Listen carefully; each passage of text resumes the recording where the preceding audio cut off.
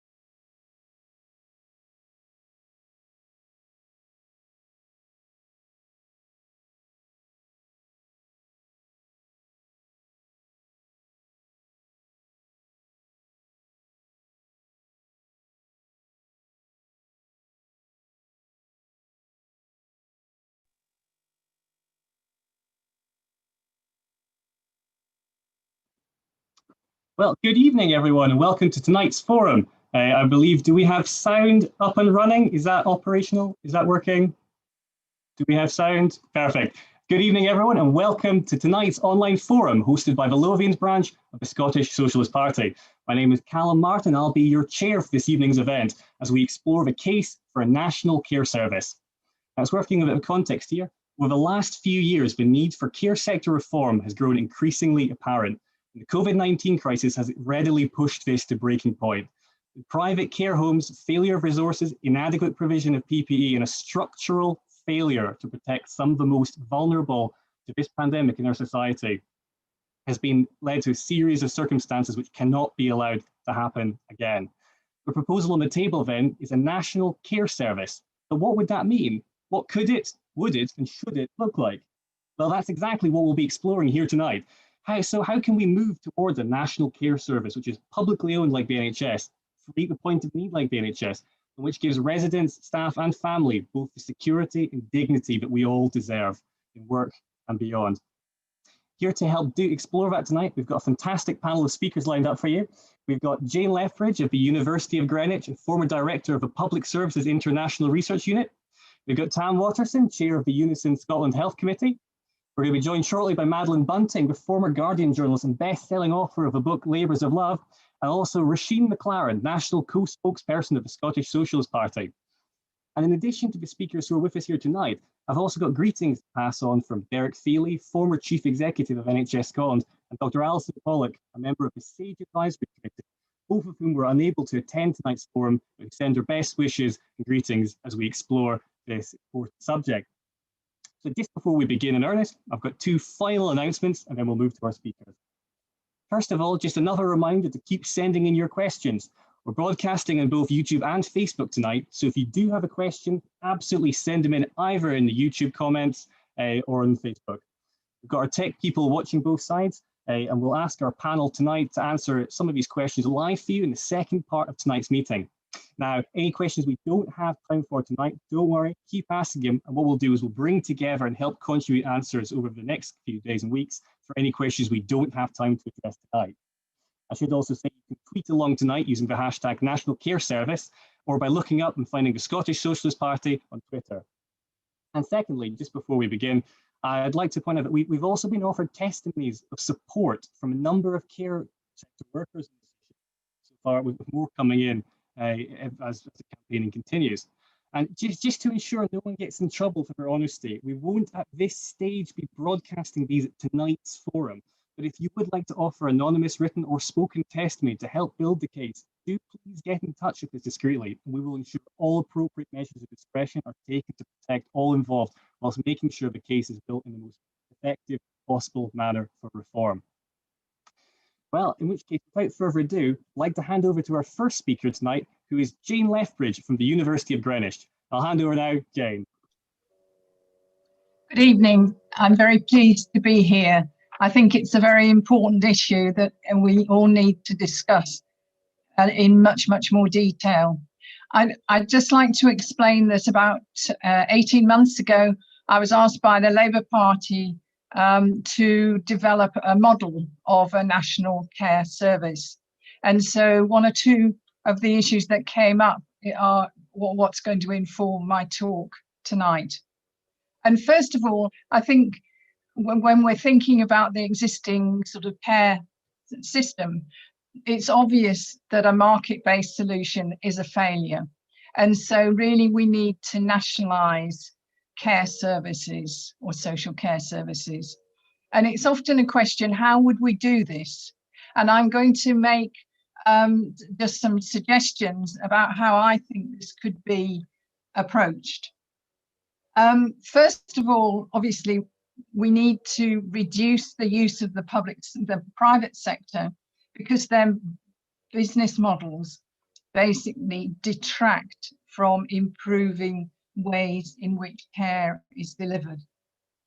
And I think the public sector, and I would also say that I think a national care service has really got to be delivered at local level by local authorities. So there are other arguments for looking at it in a regional sense, but I would go for working with local authorities who already have some experience of delivering social care.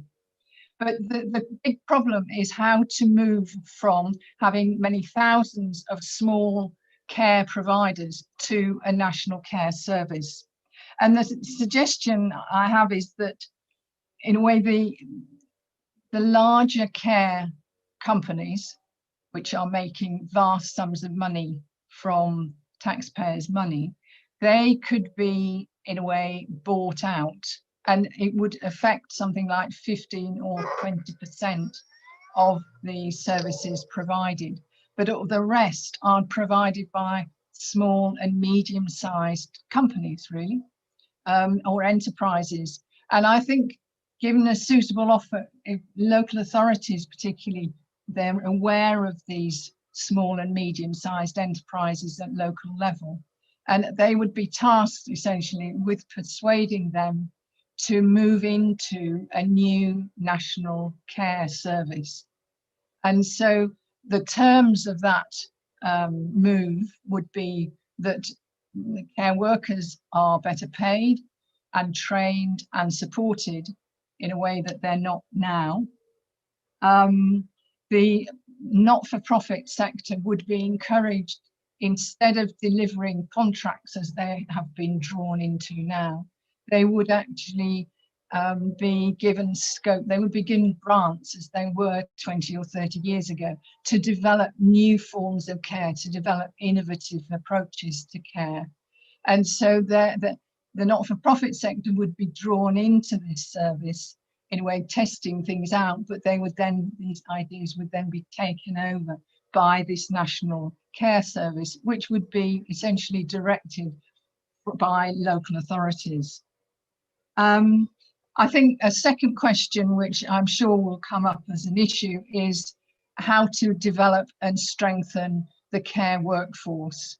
We know that care workers are very badly paid, that they're often on 0 hours contracts, and that if anything is to change, they have to be, in a way, properly paid, good terms and conditions, and also offered training on a regular basis. But I think a national care service also needs something else. In the same way that the National Health Service has research, it has people in training, it has a whole range of sort of research infrastructure that provides the evidence for what it should do. And in the same way, a national care service should also have a national research sort of infrastructure, so that there is research going on, there's training going on, and so there is evidence about what is good quality care. And I think that would help care become, in a way, recognised as having as great a status as healthcare. This will obviously take time. I think another issue is that care has to be seen not necessarily as direct care, but also as a whole range of activities, educational, cultural, all sort of things that would provide both people being cared for, and also carers, some support in exploring how you live a good life, basically. And I think there are a whole range of organisations, educational institutions that could be drawn into this national care service. And I think perhaps I'd like to almost end on the note that actually a national care service would have to work with informal carers, as they're called. They would have to be part of the system. But I think another issue is, how do you incorporate a system of governance or accountability into a national care service? And I would suggest that some people will remember the community health services, community health councils, which until 2004, I think, were responsible for almost monitoring local health services. That in the same way, there could be local care committees or councils, and that they would provide a focus for both the local community, for carers, for people who are being cared for, to actually discuss and plan, evaluate, and be actively involved in planning future care services. So I think that there is almost an unanswerable argument, sort of argument for having a publicly funded and publicly run national care service, in a way managed and operated by local authorities. We have a long way to go before we get to that point, but I think we have to be clear that a care service has to be publicly owned, publicly managed, and publicly planned and evaluated. Thank you. Thank you, Jane. That was Jane Lethbridge from the University of Greenwich and former director of the Public Services International Research Unit. In a moment, we're going to be hearing from Thomas Watersone, who's the chair of the UNISON Scotland Health Branch, after which we'll be hearing from award-winning journalist and best-selling author Madeline Bunting, and then we'll be hearing from Róisín McLaren, who is co-spokesperson, national co-spokesperson of the Scottish Socialist Party. So thank you again, Jane. And next up, we're going to be hearing from Thomas from the UNISON Health Branch. Thomas. Thanks very much, Chair, and thanks for that, Jane. Very interesting. I don't suppose there's anyone here who would disagree with a publicly funded national care service. But I'd like to just spend a few minutes on the current scandal, which has left hundreds of people dying in care homes throughout Scotland. Two in particular are run by HC1. HC1 paid a dividend of £45 million to their shareholders last year, yet seem unable to keep their residents or clients safe, or indeed their staff safe for that matter. And what we see is Scottish Care spokesman Donald McCaskill regularly on the telly criticising the government, criticising the Care Commission and criticising others. Now, Donald is doing a great job for his organisation, but he is there representing the employers and representing the businesses. I've personally spoken to both the Labour Party and the Scottish Nationalist Party saying we can't take everything that Scottish Care takes as sacrosanct. Those organisations that Donald McCaskill is representing, let's have a look at what they do. They didn't pay their staff sick pay. They didn't allow their staff to self-isolate until Scottish Government public money came in and funded quarantine money, isolation money and sick pay. So staff would then quite rightly go off sick if they had COVID or the symptoms of COVID. The Scottish Government, the public purse would pay. That would obviously leave the care home short of staff. This was supplemented by NHS staff. NHS staff go into care homes, and this still happens, and they are paid again by the public purse. So companies like HC1 are actually making a profit whilst their staff, who they don't pay, isolate, quarantine, or are off sick. The public purse already picks up that money. We've had real life discussions with care home staff who tell us some horrendous stories that some care homes, just to prevent reputational damage, don't allow staff or indeed patients, clients, residents to be tested because they're scared that it will get out and it may hit their business in the future if they are known to have had a large outbreak. We know for a fact that residents who have been tested positive in those homes that allow testing are allowed to wander freely. And we wonder why people are dying in the care homes.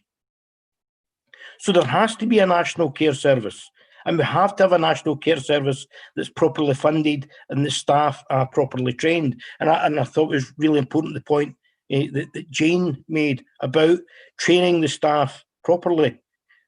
We within UNISON went to Jean Freeman not long after she became the Cabinet Secretary for Health with a programme of free training and education, particularly aimed at care home staff. And all we wanted from the Scottish Government, from the Cabinet Secretary, was her to write a foreword for us. And she wouldn't even do that. That was just a year before the pandemic hit.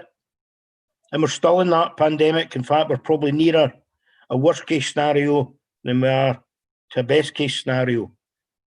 And patients, residents and clients in these care homes will continue to die unless we force the government to take over these care homes, to properly fund.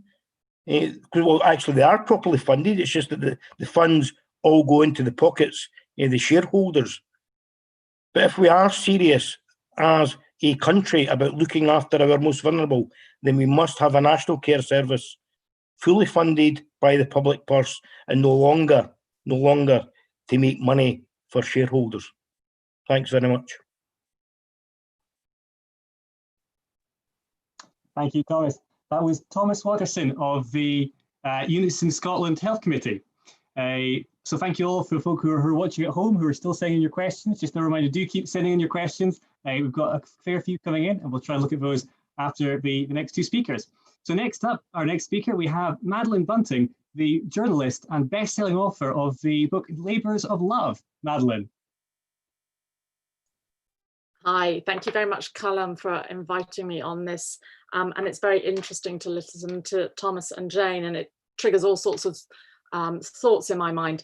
Just to give you a little bit of background, the book that I've just published is a sort of fruit of about 5 years research in which I travelled right around the country looking at different forms of care. So I was interested in the whole subject. It's an enormous subject covered by this really short word, care.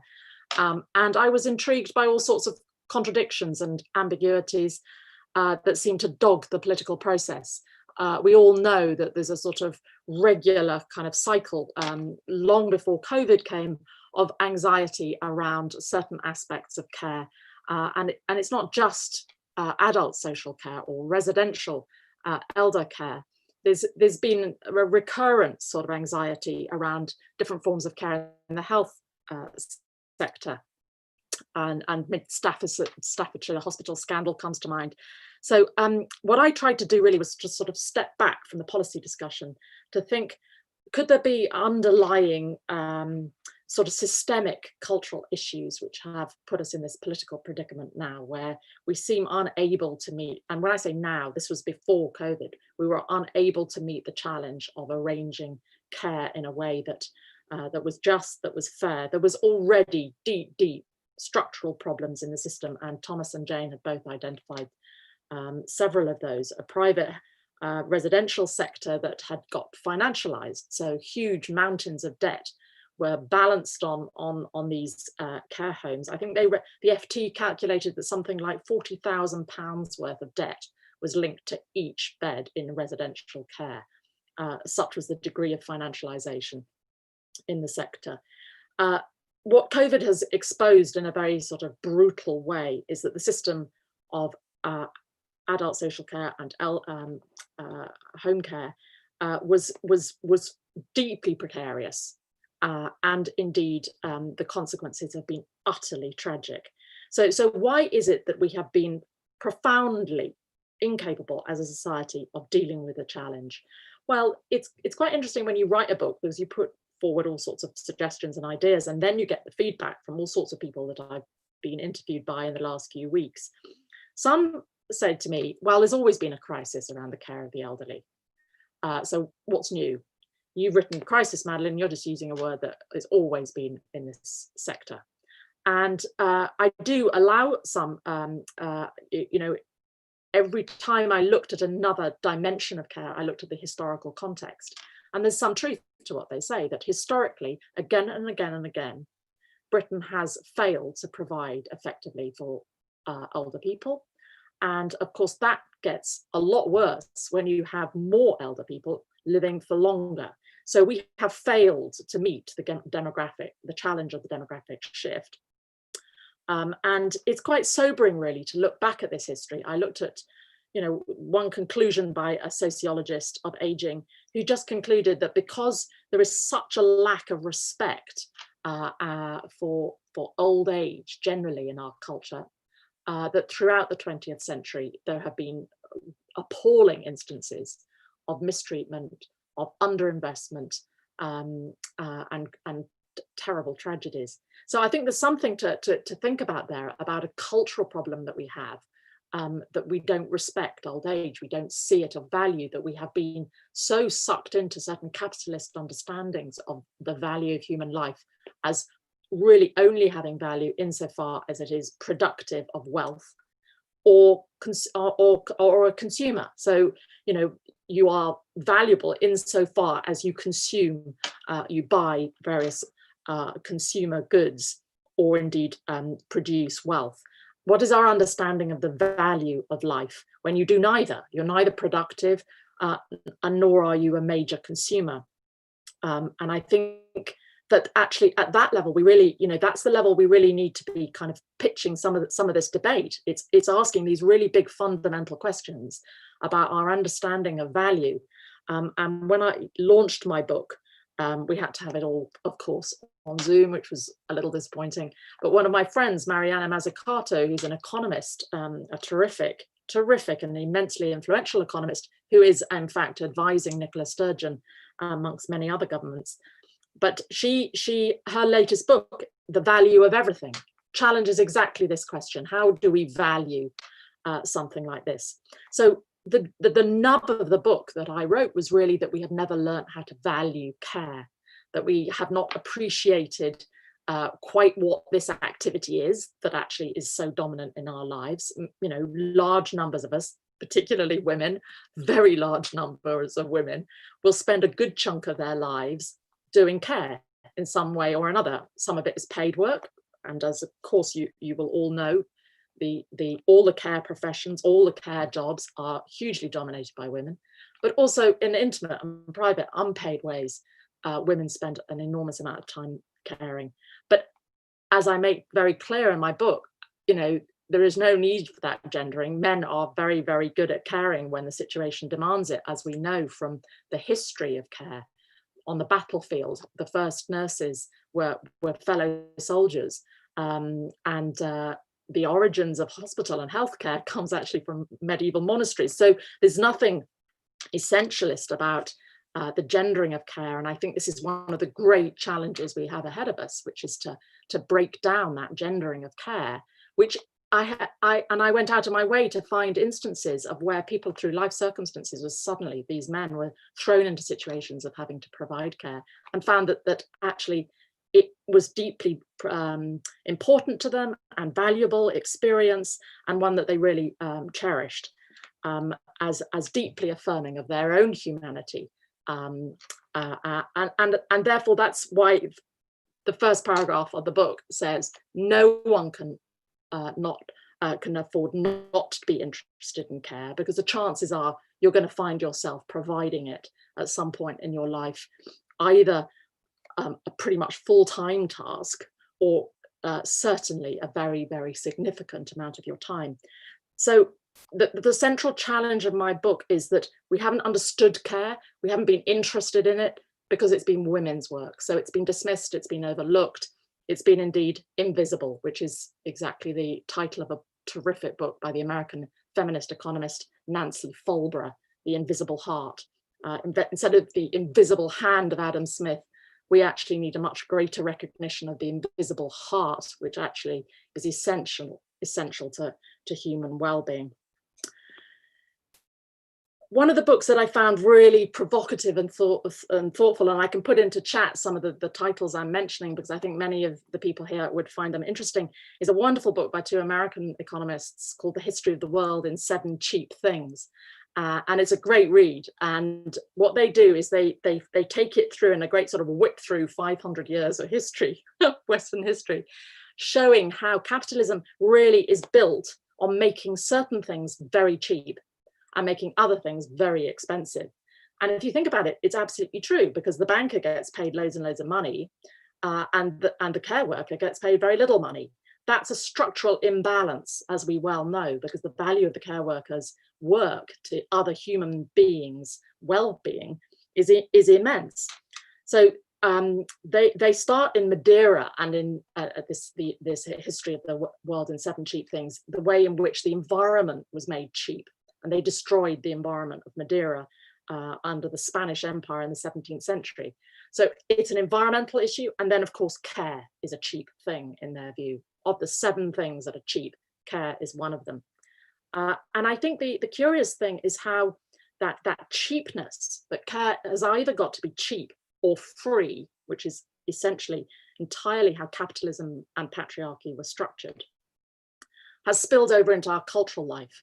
So one of the things that I did was try and find descriptions in literature or art that would fire the imagination as to understand what could care be, what is care. And again, you see how novelists throughout the 19th and 20th century have sort of tucked it away, that care is too messy. It involves human vulnerability. It involves our messy human bodies. So when I interviewed nurses, they admitted that they didn't tell people outside healthcare many of the details of their work. And certainly care workers would say the same, that there is these aspects of care which are all about supporting the dignity of another human being, which end up requiring your own self-effacement. You can't explain what you've been doing at the end of a day of maybe mopping up vomit and shit. And that is a kind of, inherent dilemma within care, that so many parts of care become hard to articulate or require breaking confidence, and therefore you have to sort of respect the kind of, the dignity of other people, so you can't describe it. So that there are these sort of pockets of sort of silence within care, if you like. It's the subject is sort of riddled with these silences. One of the other things that came up again and again in interviews is how care workers would say, and I include in this nurses and indeed doctors, GPs who had a very, very clear understanding of care. They would say, all I did was a very little thing. I didn't do much. And the self-deprecation, the self-belittling of those moments which can actually be disproportionately significant, the touch on an arm when someone's scared, the attentiveness with which someone actually becomes present in front of somebody else, such as a client in a home visit, an elderly person who may be very lonely. Do you have that moment to be absolutely present with them? So I think that there is an enormously important debate to conclude around this extremely interesting announcement by Nicola Sturgeon of a national care service. How that should be run and managed and funded. These are immensely important sort of policy decisions. I think, though, that there is also room alongside that for a debate which actually is much more challenging of everybody individually. Policy experts will come up with all sorts of suggestions. They already have done. We to be honest, the territory of this public debate is littered with great policy suggestions that don't happen. So I think that there's a much bigger challenge to everybody, which is to think, well, what is the kind of care that you have benefited from? And what is the kind of care that you would like to offer? Because I think ultimately the gift economy, the idea that you give in order for others to be able to give in turn, and that the gift, as anthropologists have described in the past, in gift economies, the gift always keeps moving. Care is not something you can just be a passive recipient of. It's always a dynamic process of giving, and society needs to be structured around that understanding. And the amazing thing, if that sounds slightly obscure and I'm quoting anthropologists, it was amazing how many care workers absolutely grounded their own care work in that understanding. They were part of a gift economy. They were giving in order that when it came to their turn to need that kind of care, it would be there for them. And it seems to me that that's my inspiration from the people that I listen to. This isn't far-fetched and fancy kind of anthropology. This is actually really common sense. Fantastic. Thank you, Madeline. And thank you again to Madeline, to Jane, to Thomas, for all of the speakers who've joined us so far with those fantastic contributions. That doesn't end there. We've got another speaker. We've got Róisín McLaren, who is the national co-spokesperson of the Scottish Socialist Party, after which will be 2 or 3 quick announcements, and then we'll be moving to put some of your questions to the panel. So do keep sending those questions in. There's a fair few coming in so far. Some of them overlapping, so I'll be doing my best to group together some of those recurring themes. So thank you all the speakers so far, and hand over now to Róisín McLaren.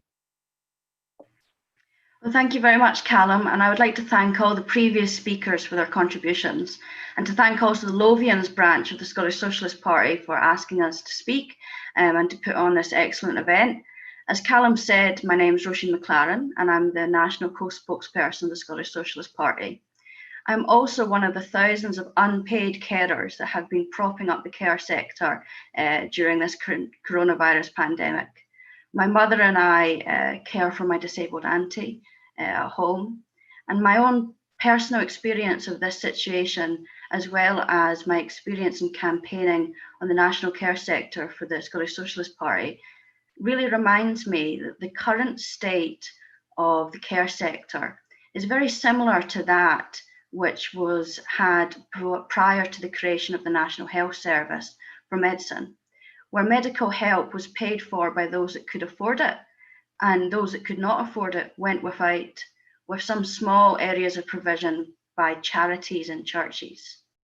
That is almost exactly the same model that currently exists today in the care sector. It's pay at the point of use, privately owned and run, with small amounts of provision from charities and from the local authority.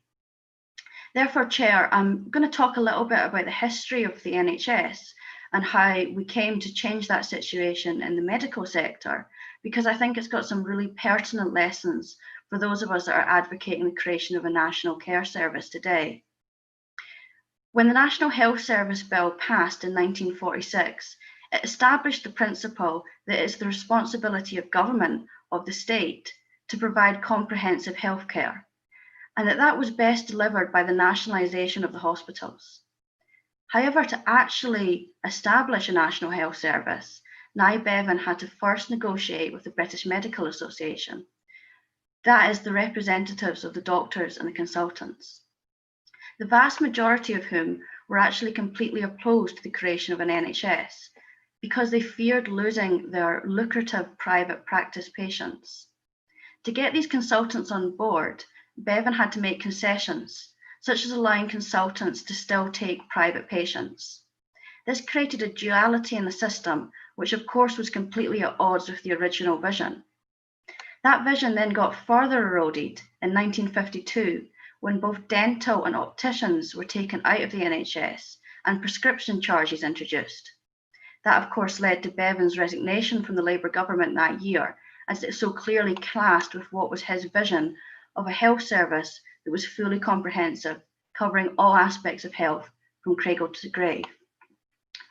But also counter to that vision was the handling of the care sector. Prior to the 1930s, the vast majority of the elderly or disabled adults were cared for in their own homes. There were only 50,000 elderly patients in what was then called old folks' homes in 1948, compared to over 400,000 today.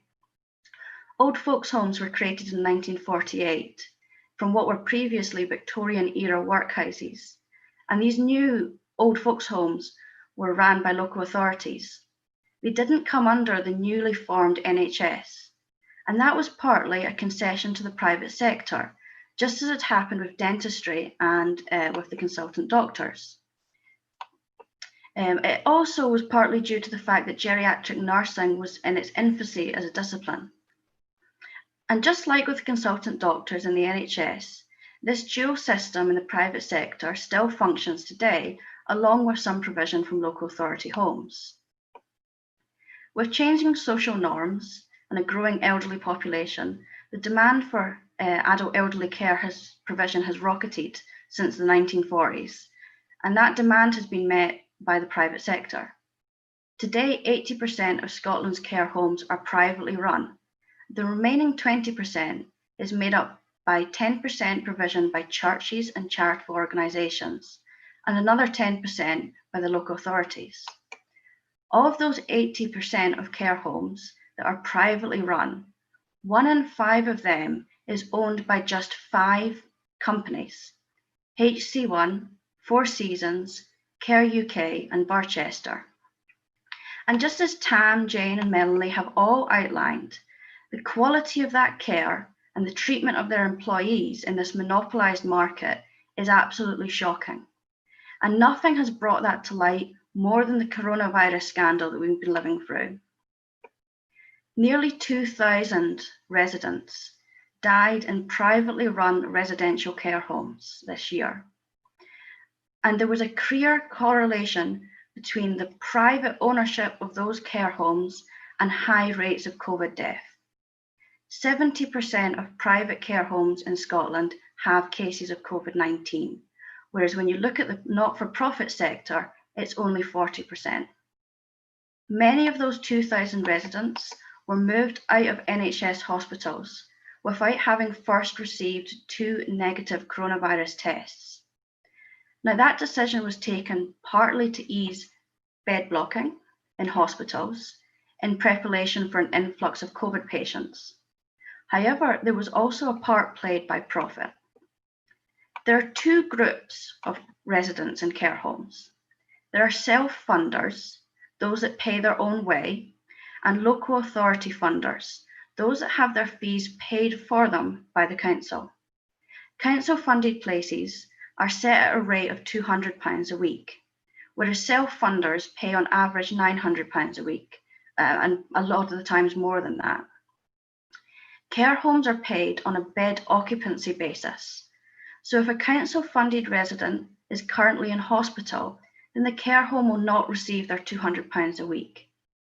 The decision, therefore, to move thousands of residents from the NHS and into care homes was a decision that would have been highly lucrative for the care industry. A decision, of course, that resulted in thousands of elderly, vulnerable and confused patients dying the worst possible death that you can have, on your own, isolated, without even the solace of family visits. It's an absolute outrage. The current private model for care homes is not fit for purpose. It's not fit for purpose, and yet it still costs the taxpayer an awful lot of money, as Thomas has quite correctly pointed out. As local authorities fund care home residents £200 a week, money which comes out of public finances that could be used to be spent on the NHS. Instead, it seems that we are funding and subsidising private profit through care fees, public grants, benefit spending, personal debt and corporate tax loopholes.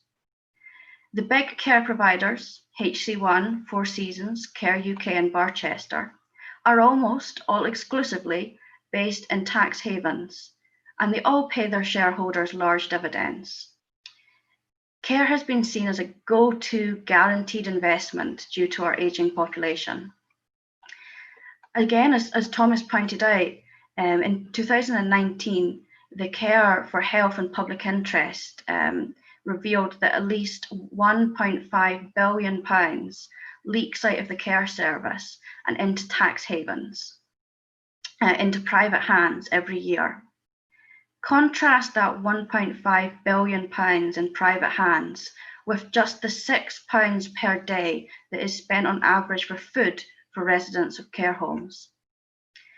The private care model has created a stratified system where care and care quality is distributed on your basis of wealth and not on need. Those with the greatest needs but least capital are facing living in unsuitable levels of care. Marketisation has moved responsibility for arranging provision onto service users who are among the most vulnerable in society and least able to handle the responsibility. Vulnerable private patients get locked into complicated and expensive contracts with private profiteers for residency, personal care and nursing that they often can't afford. And means testing for public support punishes people for saving. For these reasons, and for all the reasons that have been outlined tonight, the Scottish Socialist Party feels that it's absolutely clear that the private care sector model is not fit for purpose. And we're calling for the creation of a national care service, which, like the NHS, is free at the point of need, publicly owned and run, and paid for by general taxation. This proposal, however, is not fully backed by either Labour or the SNP. Nicola Sturgeon has said that she is hugely sympathetic towards the idea when asked about it during First Minister's question times. However, she has subsequently put it to review, which of course anyone that knows about politics knows that that's normally a stalling technique. And the proposals that the SNP currently have is for the amalgamation of Scotland's health and social care integration boards. These are the bodies that manage the local authority homes and the local authority funded residents in private care homes. The aim of integrating these boards together is to get some sort of standardisation across the country. But the trade unionists in this meeting will be aware that standardisation is more often than not standardisation to the lowest common denominator. Labour's position is similarly weak. Under Corbyn's Labour, the policy put forward in the manifesto was to create a national care service which provided free personal care. That's what we currently already have in Scotland, a set amount of free personal care that anyone that needs it can have. You've got to really be careful with your terms in this industry. What personal care means is purely wiping bums, bathing, dressing, feeding. It doesn't go any further than that. And those that need it in Scotland can have 15 minutes to half an hour, 4 to 5 times a day, depending on your need. It's very little. They also proposed paying care staff £12 an hour living wage, ending 0-hour contracts, paying carers between visits, and setting up education, as Jane quite rightly said. All of which are elements that, of course, you'd want to see in a national care service. Absolutely excellent. However, it doesn't fully cover, it lies very short of what we would understand as the provision of a national care service that is all-encompassing of both nationalising care homes, the carers in the community, and bringing them into one free, publicly owned and run and paid for by general taxation service on a par with the NHS. That's the level of provision that we think is going to be needed. An incredibly expensive and incredibly important policy that will be on the par with the NHS. And that, and anything short of that, won't really cover it. Thank you, Róisín. That was Róisín McLaren, National Co-Spokesperson of the Scottish Socialist Party. So thank you to Róisín, to Jane, to Thomas and to Madeline for all of your remarks so far and for coming along and joining us tonight. And thank you also to everyone at home who's tuned in, been engaging, been sending in your questions. Now, in just a moment, we're going to put some of your questions to the panel. As your questions have been coming in tonight, we've been sharing them amongst the speakers. What I've also done is I've grouped 4 of main themes that have come out of it. So I've tried to condense, 4 of the most common questions, which in a moment I'll put to our speakers, and I'll ask them to kind of come in the same sequence that they came in to respond to those 4 questions or any of the other questions that will come up as they see fit. And as we go along, we'll try and get to answer as many of those questions as we can. At that point, if there's any questions outstanding, we'll answer them in other ways over the next coming days and weeks, by video, by social media, by all the modern technology that's available at our fingertips. So before we move to those questions, I would just like to pause to say that, the point has been made, a national care service will not just happen by itself. But it's equally true that forums like this don't just happen by themselves by accident either. Tonight's forum has been hosted by the Lothians branch of the Scottish Socialist Party and made what it is by the kind time that all our guest speakers have offered to give us tonight as guest speakers. I think it's worth saying that the campaign for a national care service is a truly broad one. But if you want to support the campaign and get involved and make a national care service happen in Scotland, to build a national care service which is publicly owned, which is free at the point of delivery, and as Róisín's made the point, there is no better way to help make that happen than by joining the Scottish Socialist Party. I think it's worth saying that you can join, donate, or even just find out more on our website. I think it's worth saying as well that every penny you donate will go towards forums like this, the leaflets being delivered all across Scotland, and to safe and socially distanced campaigning across the Lothians and across Scotland to help make this happen. And when you join, you're not just joining, an abstract, you're joining the team that helps build these forums, that campaigns nationwide, and with your support can play a truly constructive role in helping win a national care service for Scotland. And now just to return to some of the questions that you put to it. So that national care service, what would it look like? How will it come about? How will it be funded? These are some of the questions that you've been putting in. So I think there's 4 main themes that strike me personally as having emerged from the questions so far. The first is the relationship between local authorities and the National Care Service. A number of you on YouTube and on Facebook have asked in different combinations about how the relationship between local authority care and a national structure, what's the pros and cons of that relationship.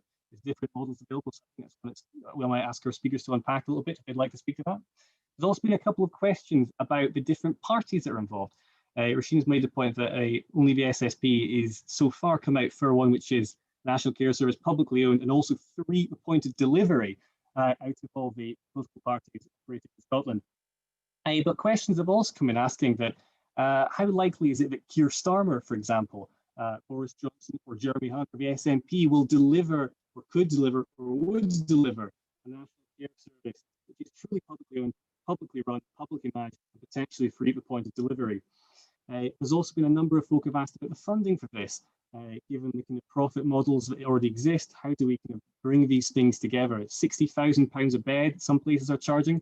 How do we make this publicly owned, but especially in the midst of a COVID crisis, make the funding fit into our existing budgets, healthcare? Would there be tax arrangements needed, national insurance adjustments? That's a question that's come up a few times from people there. And finally, one which has come up quite often as well is about changing the culture of care.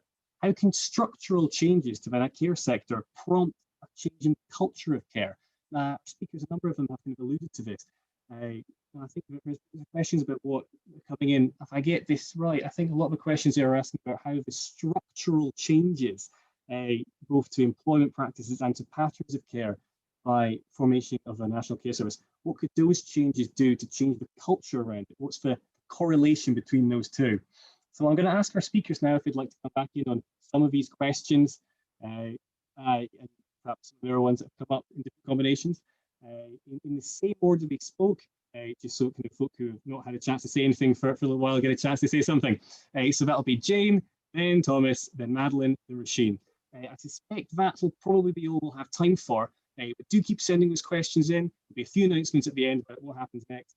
And thank you all for your questions so far. So without further ado, I'll hand over to Jane, first of all, to ask some of those questions. Jane.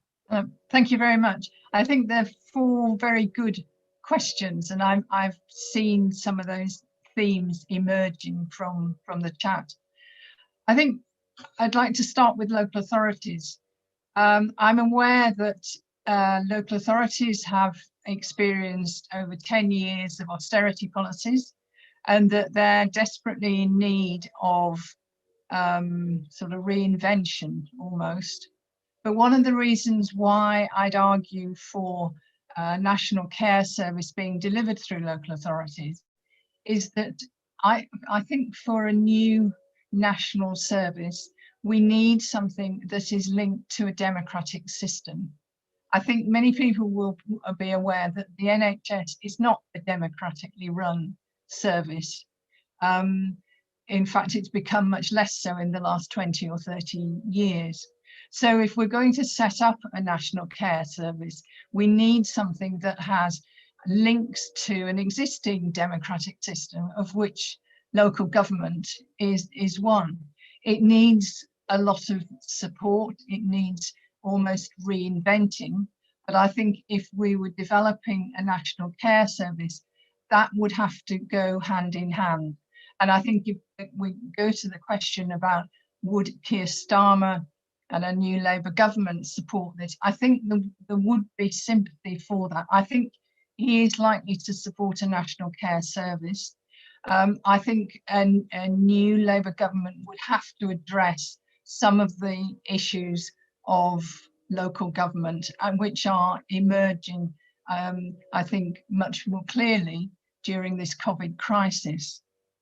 And another reason why I think it's important is that I think services, because care is this issue that in a way isn't valued, that actually if we're going to create a new national care service, we need something that will involve people in the planning, in the delivery, in the evaluation, in the sort of forward thinking about what the care service should be doing. And I think going through local authorities in a sort of reimagined form would be a way of doing that.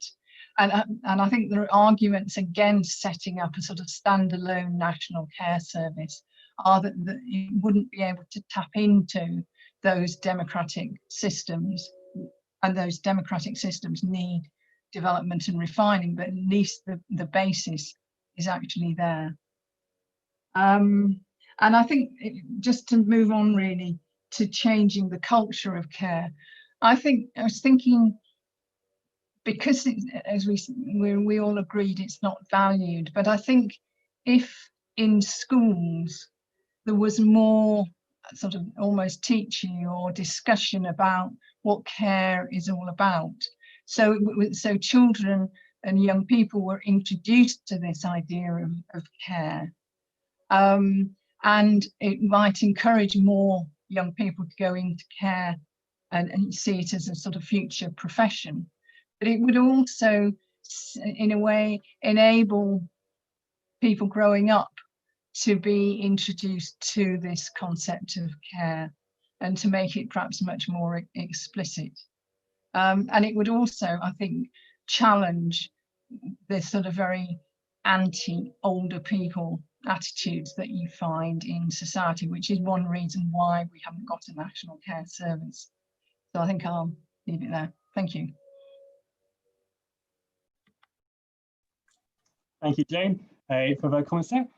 So we've got, again, lots more questions coming in, fantastic ones, which I'm afraid we might not have time to address all these questions tonight, but just to remind you that we will respond to each of these questions over the next coming days and weeks by various other methods. So next, we're going to have Thomas from the UNISON Health branch. Thomas. Thanks again, Chair. I'm going to fundamentally disagree with Jane on that point. I believe that the National Care Service should be run by public funds. Now, whether that's the NHS or local government, it doesn't bother me, either one. But the bit about the democratic and accountability of the NHS versus the democratic accountability of local government, it's that democratic accountability that's led to the privatisation of the care services at the moment. It's that democratic accountability that's led to redundancies. We have a no compulsory redundancy policy within the NHS. But as I say, that's probably a debate for another time. The important thing is to take care out of the hands of people who just want to make profit. Just this morning, we've seen that the VAT has been put back on PPE, so an extra 20% PPE now costs. We know, because we discussed it this morning in the NHS, that means that these care homes, the private care homes, are now going to come back and ask for the PPE to be delivered from the NHS. They get it free, the NHS has to pay for it. We need to change the system, and I get that both Labour, SNP, the Tories and the rest of them won't go far enough, because unfortunately too many of them are still in hock with big business, and if anyone is putting their faith in Keir Starmer, then I really worry for them. So as I say, irrespective whether it's health or local government, doesn't matter to me. I just want them to be publicly run. Thanks. Thank you, Thomas. That was Thomas from the UNISON Health Branch, Scotland. Next, to respond to some of your questions, we've got Madeline Bunting.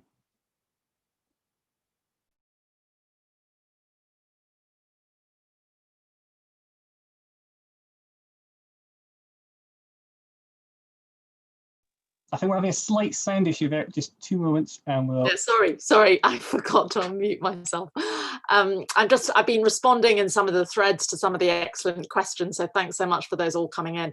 And I just as we're starting to talk, I see Paolo Caserta is raising some really crucial points, and it's something that I was acutely aware of writing the book, that a significant proportion of the care workers. Care workforce, both in healthcare and in social care, is actually EU citizens or BME, and the new proposals for the leaving the EU, whereby they simply won't meet the criteria to get visas.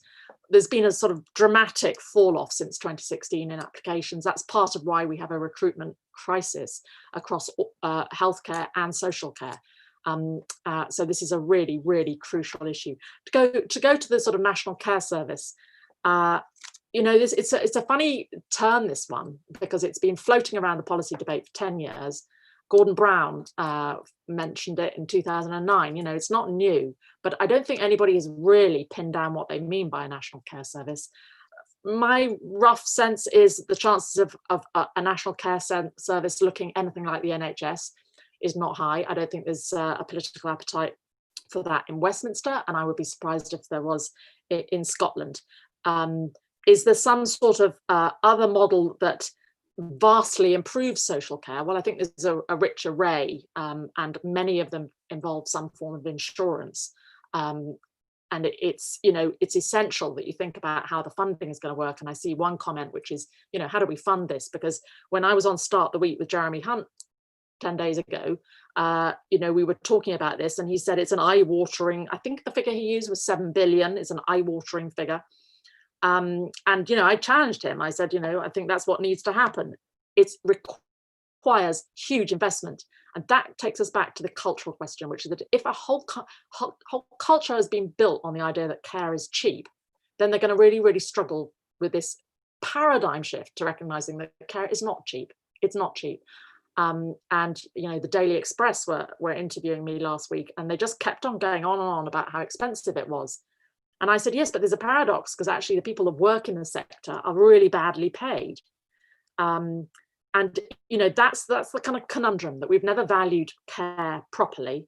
And now it seems like a very difficult sort of hurdle politically for political leaders to persuade people that actually care is probably going to become one of the most expensive parts of government expenditure. There's some terrific work by an economist back in the 70s when he argued that care will become more expensive relatively as productivity rises, because you can't increase the productivity of care. And efforts to do so, as we've seen, are disastrous. It leads to a really inhumane form of care where people are rushing from visit to visit, from patient to patient. So, I think it's really important we're honest enough to face up to what this challenge is about. It's not just about sort of, kind of a bit more money or a bit more kind of nationalization. It's a much more profound cultural shift that's required, where we accept and recognize the value of care and that it is really expensive. And as a rich country, we're perfectly capable of investing in what is the most crucial component of human well-being. Fantastic, thank you, Madeline. And we've got Róisín now as well to answer some of your questions as well. Róisín McLaren. Madeline, I couldn't agree more with everything you just said there. This debate, has actually already occurred in politics. It's exactly the same debate that happened around the creation of the NHS as to whether or not it should be a standalone national organisation or whether it should be run by local authorities. You had Herbert Morrison, who argued that local authorities should control hospitals. And the model that he was running off was that of the London County Council, which had been running some of the hospitals in London. But Bevan completely stood against that because he was concerned that future Tory governments would simply cut funding to local authority budgets and therefore through the back door undermine any national health service. And that's exactly the position that I find myself in when we're talking about local authority provision of healthcare. That's exactly what I fear would happen, that I see local authorities who have their budgets cut and we pretend that there's some semblance of democracy when they're shuffling around tighter and tighter budgets and trying to make decisions that are against the people, against what they have been voted in to do, but they can't do anything about it because the budgets they've been provided are so small. And that's what we would risk doing if we don't go all out and create a national care service that truly is an NHS style, extremely expensive, a 7 billion, 9 billion I've also heard quoted, and that's quite correct. So it should be. So it should be. Humane and decent provision of adult social care is expensive, and it should be. And we need to just accept that as a society. And I actually think that's how we start changing the culture, Madeline. That's if we make the statement that that's the level of investment we see the elderly and the disabled adults being worth, that will shift. That will shift attitudes overnight, in the same way that the NHS has changed how we see the working class, how we see the disabled, how we see the elderly, and it's become an institution of pride in British identity. I think a national care service could do the same. And it's not necessarily less democratic to have it being run as a national body. The SSP is completely pro workplace democracy, high trade union membership, having proper worker integration on boards and workplace democracy, which is actually more democratic, unfortunately, than a lot of our local authorities that don't have much scrutiny of their services and aren't able to override officers inside local authorities. And also the small turnout of local authority elections and the low provision and low standard that the parties give towards councillors being paid low wages and often having to do 2 jobs. It's not actually a very democratic model, local authorities. So I don't think that a national care service that is NHS style, NHS scale would be any less democratic.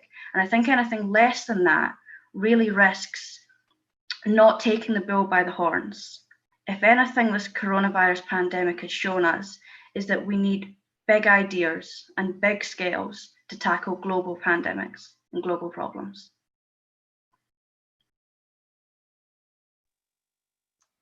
Thank you, Róisín, and thank you as well to all of our speakers tonight and to everyone who sent questions in. I see more fantastic questions coming in, but I'm afraid that is just about all we've got time for tonight. So just a few final announcements before we wrap up. First of all, just to say one final question that I will add a quick answer to myself. There's a question there: how popular has this issue been? It seems very popular. Has there been any polling? Well, I can respond to that question there from someone on Facebook, I think it was, that the SSP, the Scottish Socialist Party, has actually been working on commissioning an opinion poll to find out exactly that. So if you want to help make that happen, you can donate online. If you want to help amplify support for the issue and help build that campaign for a national care service, particularly one which is free point of delivery and publicly owned, you can also do that by joining the Scottish Socialist Party online or any of our socially distanced campaigning stalls. Now, just to say, there is obviously quite a few questions that we haven't had time for. Some really fantastic questions have come in. So I'm afraid those questions will have to wait, but we will get to them. Amongst other people, Derek Feely, the former Chief Executive of NHS Scotland, has offered to help answer some of the frequently coming up questions on this topic from today's forum that we don't get time for. And also about the Scottish Government Review, Derek Feely has offered to provide a video helping answer some of those questions. So we'll hopefully get that and a few other things, just addressing some more of those brilliant questions that we haven't quite had time for tonight. I think we really only scratched the surface of the issue here. We could go on for hours more and still have more to talk about and discuss. So just a final thought then. I'd like to wrap up by saying thank you to all of our panel. Thank you to Róisín, to Jane, to Madeline, to Thomas. Thank you to everyone who's tuned in tonight, who's engaged, saying your questions. And just a final thought, this has been the Lothians SSP online forum of the National Care Service. Thank you all for coming. I've been Calum Martin. Thank you and good night.